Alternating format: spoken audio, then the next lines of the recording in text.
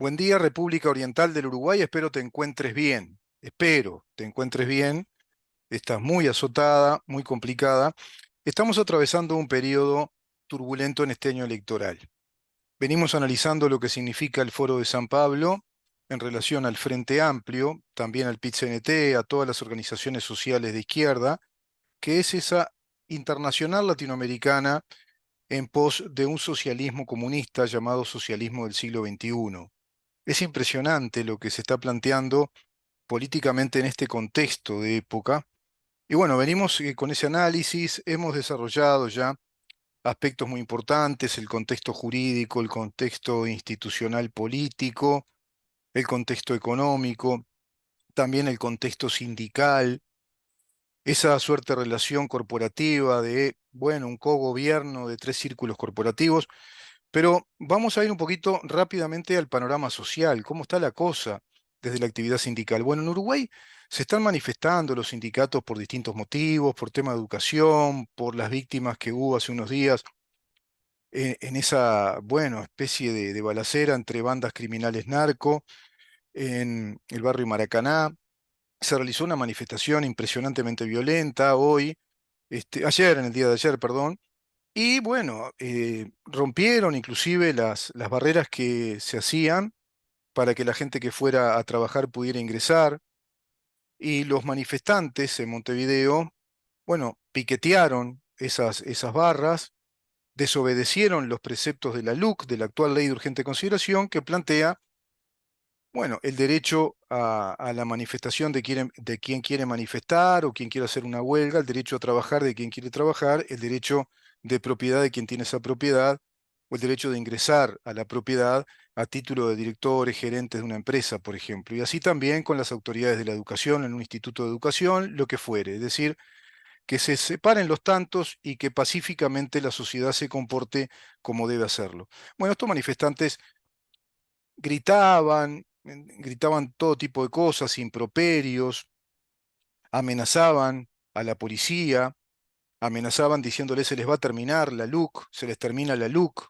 Es decir, para esta gente se termina el libre ejercicio responsable de compartir el derecho a practicar la huelga en aquellos que quieren hacerla, el derecho a continuar con el trabajo en aquellos que quieren hacerlo y, por supuesto, ingresar a la propiedad privada como un bien inviolable de aquellos que tienen que ingresar a su propiedad, sean los empresarios directamente propietarios o quienes representan a los propietarios con responsabilidades muy importantes. Es impresionante, ese clima está vinculado a provocar el conflicto, está vinculado a esos principios de acción, a esa praxis revolucionaria que plantea el marxismo, y en este caso los teóricos marxistas insisten en sus propuestas hacia los agentes revolucionarios, así les llaman, hacia los sujetos del cambio, sujetos revolucionarios, de acicatear el conflicto, fogonear el conflicto, provocar el conflicto, es decir, crear el conflicto. Y eso está pasando, digamos que en el ámbito más arquetípico, el más evidente, el que se hace más visible, que es el ámbito social, callejero, con manifestaciones como estamos viendo en todos lados, en Ecuador, en Argentina, grandes manifestaciones contra el gobierno de Milei por el hambre, instalando el relato de que el hambre está produciéndose en este gobierno, que no llega a un año. Ahora manifiestan por el hambre. Parece que el hambre no ocurría años y años anteriores con, bueno, el derrumbe económico de Argentina, la hecatombe total, un país que no crece desde el año 2011, con un 60% de pobres, 60% de pobreza, un 10% de indigentes, un mercado laboral que quedó estancado desde el año 2011, un cepo cambiario que es una ridícula fantasía que insincera el mercado de valores, no puede fluir, es un mercado mentiroso, por lo tanto no pueden haber mediciones correctas, no se sabe a qué nivel puede estar la inflación o no, versiones encontradas, los apresuramientos de analistas políticos, en una situación aún patológica que está tratando de resolver un gobierno que viene a reacomodar la casa, pero claro, tiene que empezar desde muy abajo, desde los cimientos, porque han tirado todo. En Uruguay está complicado, pretenden tirar lo que queda de nuestro Estado de Derecho, de nuestra República Democrática, van por todo, por un lado, un plebiscito aberrantemente inconstitucional, atentatorio contra la propiedad privada, contra la legítima actividad privada, comercial, empresarial, contra 1.600.000 ahorristas uruguayos, contra la Constitución de la República y sus principios, y nadie dice nada, y sigue adelante el plebiscito. Por otro lado, políticos que improvisan y que dicen, bueno, militares a la calle por el tema del narcotráfico, este delito sumamente organizado, que está vinculado al Foro de San Pablo, tiene muchos vínculos. Son grupos políticos vinculados a narcotraficantes, al lavado de dinero, a estrategias revolucionarias, estrategias de desestabilización, estrategias de manipulación del pensamiento colectivo. Muchísimo para analizar, hay mucho material, afortunadamente, mucho estudioso, muchos profesionales, académicos, científicos, sociales, que van, bueno, colaborando y de algún modo sustentando, dándole fundamento, dándole ratificación a lo que yo estoy planteando en este programa. Es evidente que el trabajo del Foro de San Pablo ya se nota mucho en la violencia callejera, en esas patotas, y lo que procuran es, bueno, tener heridos, tener víctimas. Ellos buscan eso, la victimización, y a través de un sistema, hoy por hoy, de justicia muy arbitrario, ya cooptado por este marxismo cultural que introdujeron las huestes marxistas desde los gobiernos del Frente Amplio en calidad de doctrinos, de juristas, de asesores letrados de los legisladores de aquellos gobiernos del Frente Amplio para introducirnos todo este estado ideológico. Mucha gente, algunos, no muchos, ¿no? Afortunadamente la mayoría nos siguen con mucha atención, va creciendo nuestro canal YouTube, va creciendo muchísimo en varios K de suscriptores, es decir, miles de suscriptores, también miles y miles de visitas e interacción en cada video, pero siempre hay alguno de aquellos que te dice, todo bien con Muyano, pero habla mucho, ¿viste? Habla y critica y se parece a Salle. Increíble que me comparen con Salle, se ve que no han escuchado porque tenemos bastantes e importantes diferencias con Gustavo Salle, a quien respeto muchísimo y le tengo un gran afecto inclusive, pero no comparto un montón de sus ideas, y evidentemente yo me considero un representante del republicanismo democrático y del Estado liberal, de un Estado liberal que hay que cuidar, de principios liberales, de una sociedad abierta, con garantías en todos nuestros derechos, así como lo establece la Constitución, y restablecer el Estado de Derecho. Ya no critica, pero no da soluciones. Bueno, parece que no escucha nada, porque siempre estoy dando el diagnóstico de esto tan complejo y la solución que es, en cada uno de los aspectos, de los contextos que analizo, restablecer el Estado de Derecho que nos quitaron. No es tan complicado. Lo que sucede es que si tenés un sistema y una clase política que es omisa a todo esto, que no le hace caso, que son en verdad, digamos, administradores ya de una agencia instalada por un supragobierno nacional, y por otro lado con esta embestida del Foro de San Pablo, muy vinculado a distintos organismos internacionales para perpetrar definitivamente ya el socialismo comunista también en Uruguay, bueno, no se está entendiendo nada, no se está entendiendo el diagnóstico. Y voy a ver si te puedo compartir lo que dice uno de estos grandes especialistas en este tema, para que entendamos lo que pasa en Uruguay. Dice, ¿cómo librar la batalla cultural desde los sectores democráticos republicanos? Esto lo escribió en su penúltimo libro, un libro publicado en el año 2022 sobre el Foro de San Pablo, el ingeniero y magíster, además en políticas públicas de seguridad, venezolano él, cuyo nombre es Alejandro Peña Esclusa. Tiene ya unos 7 libros publicados al respecto de este tema, es un especialista, se considera que es uno de los más grandes especialistas en Latinoamérica sobre el fenómeno marxista y esta internacional marxista comunista del Foro de San Pablo y el Grupo de Puebla. En Uruguay surgió un trabajo muy interesante, La Galaxia en Rosa, también desde Fundación Konrad Adenauer y su director acá en Uruguay, publicando un trabajo muy interesante que recién comencé a leer. Pero en este trabajo nos dice Peña Esclusa, bueno, que se trata de una investigación y que este trabajo de investigación es fundamental y debe ser orgánico, porque así lo hace y lo desarrolla el marxismo cultural desde el Foro de San Pablo. Hacen un trabajo orgánico. Entonces, ¿qué pasa del otro lado? Bueno, también hay que articular el trabajo político con el de la comunicación de masas, los medios públicos, canales de radio, TV, portales digitales, revistas, libros, talleres, foros, pero no desde una tarea pasiva de parte del gran público, sino que invitar a que el público se incorpore, se comprometa con esta enorme gesta o esta gran batalla cultural por un modelo ideológico de poder o por un modelo de libertades y un Estado de Derecho con legítima autoridad. Es muy distinto vivir en un Estado de Derecho, cuyo modelo es una república representativa y democrática, que tiene sus poderes limitados y deben ajustarse a las necesidades de las personas, que tenemos estabilidad jurídica, que tenemos esas garantías, que se nos considera a todos iguales ante la ley, que tenemos libertad de expresión, de pensamiento. Bueno, ¿o queremos ese otro mundo de estas hordas que dicen que ellos son libres, que se ven libres, pero son los dueños de la libertad? Solo son libres los que piensan de esa manera. Son libres los que piensan como socialistas.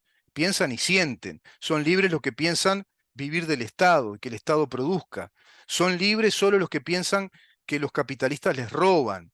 Son libres los que no se han formado lo suficiente como para ser, bueno, mano de obra calificada o un, digamos, en vez de un agente revolucionario terrorista, un gran medio de producción y calificarse como tal para tener un mejor nivel de vida y proyección personal de vida. Es impresionante lo que está pasando.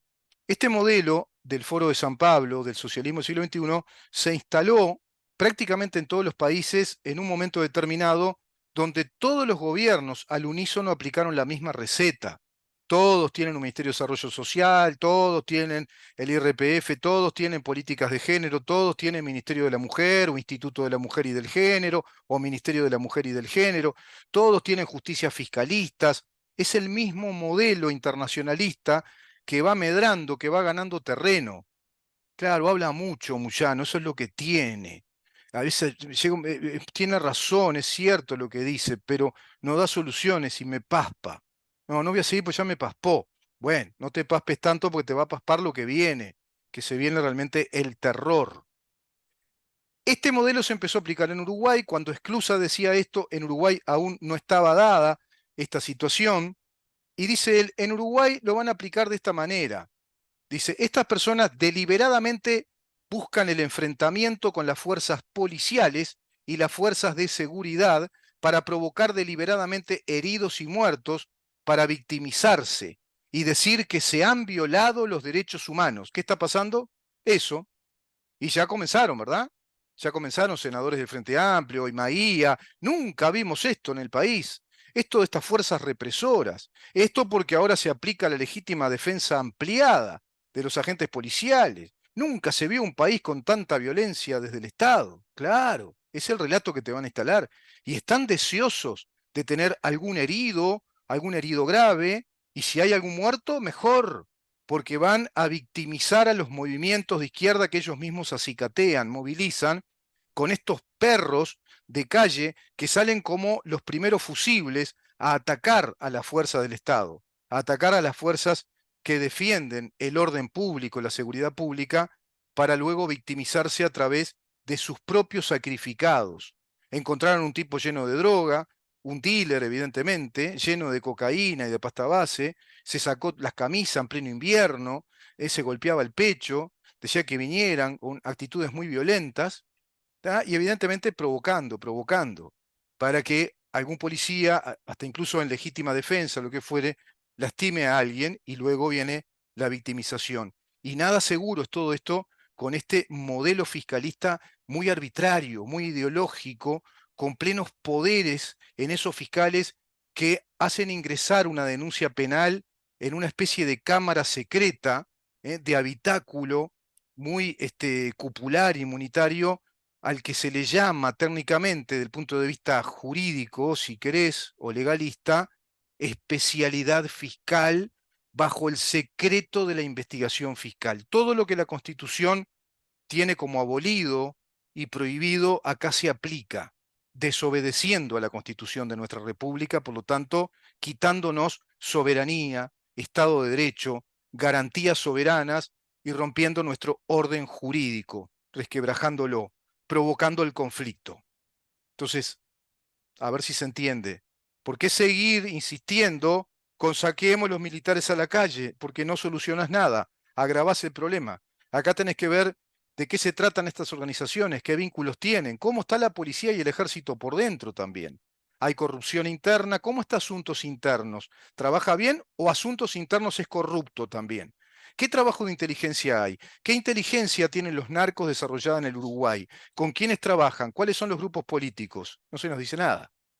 Entonces, esto es realmente una especie de tinglado, de retablo conventillero que no da soluciones, que está apostando al efectismo, a la cosa muy efectista. La gente no da más, son bandas criminales que se enfrentan entre sí y hay daños colaterales. No, no es tan simple, no alcanza con medir las cosas hasta ahí o evaluar el fenómeno emergente. Esto está instalado hace mucho tiempo, es como protestar por el hambre. Hace mucho tiempo que hay hambre, hace décadas que hay hambre, hace décadas que no hay buen trabajo, hace décadas que están desertando de la educación en los niveles más básicos de la educación.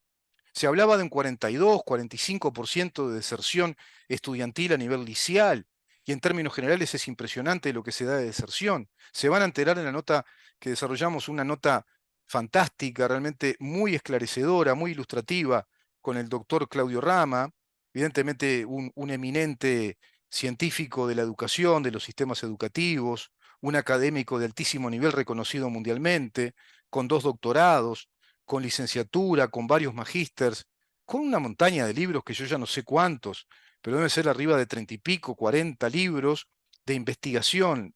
Es un investigador activo, docente universitario. Con él hablamos de todo esto. En el sistema universitario hay más de un 60% de deserción de los que ingresan a la universidad, ingresan en malas condiciones. ¿Puede un país seguir así? Bueno, y se van dando estas hordas que pretenden vivir de esto, de la violencia organizada, del crimen, del arrebato, y desde el arrebato institucional, desde una confiscación por constitución de los capitales privados, de la propiedad privada, como el plebiscito del PCNT, desde ese arrebato de nuestra integridad constitucional, desde ese arrebato de la organicidad de nuestro orden jurídico, como lo hicieron con cantidad de leyes, al arrebato callejero, la violencia, para victimizarse y utilizar los instrumentos que precisamente instalaron en el Estado uruguayo como instrumentos de poder, pero ya instrumentos ideológicos, porque ideologizan los instrumentos, los organismos de poder. Las instituciones de poder se van ideologizando con el marxismo, con estas ideas comunistas, socialistas. Por lo tanto, te dice este investigador, y esto se sigue haciendo para que los policías y los militares se abstengan de reprimir por temor a que ellos les vayan a ocurrir lo mismo. Pueden venir represalias, puede ser de parte de esta fiscalicia arbitraria, porque eso da lugar a muchos inconvenientes e imprevistos, a criterios de los fiscales, a versiones encontradas, a fabricación de prueba, a una sofisticada elaboración de determinadas pruebas como si fueran pruebas contundentes y quizás simplemente sean algunas pruebas circunstanciales, pero los fiscales se mueven con mucha arbitrariedad, con mucho criterio propio herméticamente. También puede venir represalias de parte de estos mismos grupos armados, saben dónde viven. Entonces el miedo empieza a cundir y empieza a debilitar a las fuerzas del orden público que aún representan al Estado uruguayo. Pero lo que pretenden hacer con estos movimientos desestabilizadores es conquistar también a las fuerzas policiales y militares para terminar, culminar desde la violencia cada vez más incremental hacia una policía y un ejército ideologizados, como el ejército bolivariano, por ejemplo, como el ejército cubano y la policía cubana. Son ejércitos del régimen, no son ejércitos del Estado de derecho que nos protege y nos cuida. No es la policía del Estado que protege el orden público, la seguridad pública. Es la policía que te investiga, que te está investigando y te puede acusar porque está investigando si no estás contra el régimen. Es la policía y las Fuerzas Armadas del régimen. Eso es el comunismo. Eso instala un Estado ideológico, corporativo, de presión política, totalitario, que no te va a dejar pensar algo distinto porque quedas en la condición de disidente y otros de traidores, si se arrepienten o les cae la ficha que esto es muy malo. Y se sigue haciendo para que los policías y los militares se abstengan de reprimir por temor, precisamente. Lo que se hace a militares de 60 años es para coaccionar a los militares de hoy. Pasa en Uruguay, con la Fiscalía de Lesa Humanidad.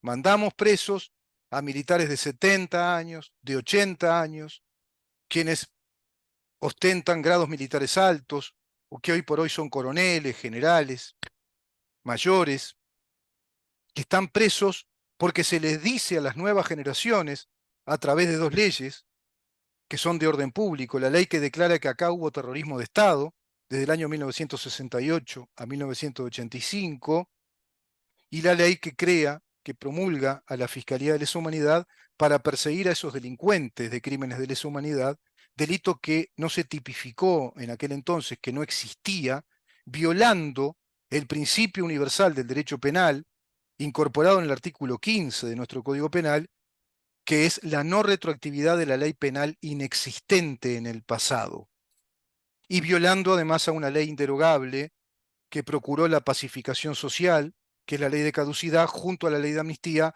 eran los dos platos de la balanza que equilibraban precisamente ese, digamos, sistema de tensión y equilibrio para darle decoro y paz a nuestra sociedad. Al tirar abajo uno de los platos de la balanza, se desequilibró ese clima de paz social, de decoro, de tranquilidad, y se fue desarrollando un poder ideológico por dentro del Estado y en las calles, en los espacios públicos de nuestro Estado. Eso está ocurriendo en toda América Latina. Por lo tanto, lo que se está planteando es el temor, el resquebrajamiento, la falta de unidad, se empiezan a pelear dentro de distintas corrientes de opinión, algunos que quieren ir por el lado de la concordia nacional, como si vivieran en una isla de las fantasías, no viendo todas estas, digamos, particularidades, estos fenómenos que dan síntoma claro de un plan organizado hace décadas y que es internacional. Es un plan internacionalizado que ya está concebido, pensado, instalar el conflicto, provocar ese conflicto, provocar el abatimiento de las instituciones públicas del Estado, que se resquebrajen, que pierdan unidad. ¿Por qué? Porque están trabajando a través del miedo que es sistemático. Están provocando el terror. Ellos son terroristas. Y se sigue haciendo para que eso, para que sientan miedo, de tal manera que estas protestas vandálicas, son protestas vandálicas, se encuentran con fuerzas armadas y cuerpos de seguridad con las manos atadas frente a organismos de derechos humanos que controlan los marxistas internacionales y que están con el ojo puesto, como verdaderos inquisidores, a ver qué hacen estas fuerzas armadas y esta fuerza de seguridad cuando inclusive pase algo y deban caer en manos de estas fiscalías ideológicas que no dan garantías, que no responden a las garantías de un debido proceso, como lo plantea nuestra Constitución, y que se deben a este plan internacional de estas organizaciones marxistas internacionales, la Corte Interamericana de los Derechos Humanos, la ONU, la UNESCO, la CELAC, que pretende reforzar una vez más Yamandu Orsi, la UNASUR, que pretende Yamandu Orsi que renazca, en un claro mensaje mujiquista desde una interna trabajada hace tiempo por el viejo Vizcacha con, bueno, el mentor y promotor del Foro de San Pablo, Ignacio Lula da Silva, quien creó el Foro de San Pablo, nada más y nada menos que con quién. Y sí, con Fidel Castro, en el año 1990. Nada es casualidad. Pero si no se estudia todo esto, si no se analiza, hay mucho material que voy a ir compartiendo, muchísimos libros de altísimo nivel, de divulgación, algunos más sencillos, algunos en lectura, otros más profundos, más técnicos, montón de material, un montón de académicos, de intelectuales, de profesionales de las ciencias sociales, del periodismo de investigación, que van dando cuenta de todo esto. El cerebro de todo este fenómeno en sí, globalizado en nuestro continente, está en Cuba. Y el músculo está en Venezuela, en las protestas vandálicas, el diseño de esos conflictos sociales, callejeros, físicos, materiales, eso está diseñado desde Venezuela. Lo que pasó en Ecuador, Ecuador sometido ahora a una situación de estado de guerra interna, como había pasado con Uruguay en aquellos periodos de las guerrillas subversivas tupamaras y de otras organizaciones terroristas en aquel otro contexto que eran terroristas contra el Estado. Bueno, otra vez hay terrorismo contra el Estado. Y esto está pasando en Colombia, en Chile, donde se detuvieron a ciudadanos de países marxistas que participaron ilegalmente. Acá tenemos el gran episodio de los más de 10.000 pasaportes falsos a ciudadanos que venían a ser ¿qué? Ciudadanos rusos, pasaportes tramitados por agentes de inteligencia ex KGB en una secretaría privada de José Mujica, en el piso 4 de la Torre Ejecutiva cuando era presidente, año 2013. Se acelera ese proceso de falsificación documentaria falsa, civil y pasaportes. Era experta en eso, ¿se acuerdan? Lucía Topolansky, que hasta la rió en un video. ¿Se dan cuenta que todo se va conectando? Se penetran agentes revolucionarios, es decir, los que preparan comandos revolucionarios, los que diseñan estrategias, los que saben cómo hacer esto, los que mentalizan a ir a los frentes de choque, son los primeros fusibles. Y después vendrán los grupos ya armados narcotraficantes, que tienen sus propios ejércitos y su inteligencia. Y no olvidemos que la inteligencia más grande que hay en Uruguay es la del Partido Comunista del Uruguay. Bueno, esto es lo que está pasando. Hay un plan. Lo más impresionante es que el Foro de San Pablo lo reconoce. Nicolás Maduro llegó a decir orgullosamente, el plan está funcionando, lo dijo hace poco otra vez, que la brisita bolivariana está en marcha. Entonces ellos lo reconocen, que lleguen las brisas bolivarianas hasta los países del sur de América. Les tengo que decir, compañeros, con mucho orgullo que el plan está funcionando. El año pasado dijo eso, ¿eh? El año pasado. Entonces, si no estamos escuchando nada y solo pretendemos arreglar las cosas con, o sea, vamos a sacar a militares a la calle, no, están improvisando, nos están hablando como a los locos, están tratando al país como si fuera un mamarracho, una cascarria, no es así. Vamos a una pausa, Maxi, y continuamos con una segunda parte de este tema que tiene que ver con lo que nos dice precisamente este investigador experto, el ingeniero Alejandro Peña Esclusa. Así que quédate ahí que ya volvemos.